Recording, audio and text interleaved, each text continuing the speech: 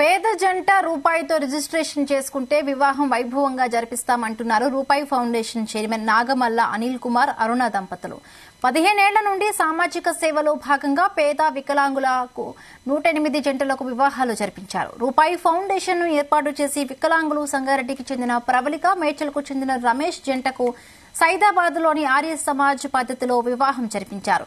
₹1 తమ ఫౌండేషన్ లో రిజిస్ట్రేషన్ చేసుకుంటే రెండుగా ఉన్న ఇద్దరిని 3 ముళ్ల బంధంతో ఏకం చేస్తున్నామన్నారు.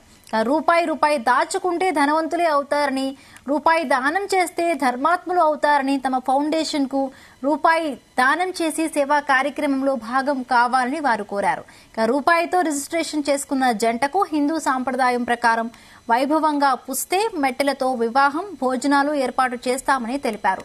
రూపాయి ఫౌండేషన్ ఆధ్వర్యంలో వివాహాలు, శ్రీమంతాలు, విద్యార్థులకు ఉచిత పుస్తకాలు, అన్నదానాలు వంటి సేవా కార్యక్రమాలు చేస్తామని తెలిపారు.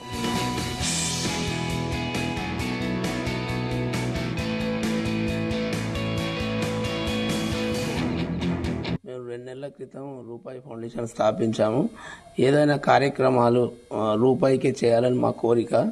రూపాయికే పెళ్లి, రూపాయికే సీమంతం, రూపాయికే నామకరణం, ఏదైనా రూపాయి మనిషికి సంబంధించిన ఏదైనా కార్యక్రమాలు ఉంటే రూపాయి ఇచ్చి రిజిస్ట్రేషన్ చేసుకుంటే మేము అన్ని కార్యక్రమాలు చేసిస్తాం.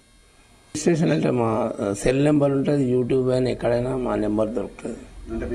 ఆఫీస్ అడ్రస్ శారదానగర్, గడ్డన్నర డివిజన్ లో శారదానగర్ రెడ్డి బ్రదర్స్ లైన్ లో మా ఆఫీస్ ఉంటుంది. పెళ్లిళ్ళు కదా, అన్ని కార్యక్రమాలు ఇస్తాం. విద్యకు సంబంధించింది ప్రతిదీ, ఏదైనా మనుషులకు సంబంధించిన ఏ కార్యక్రమం మేము చేస్తాం.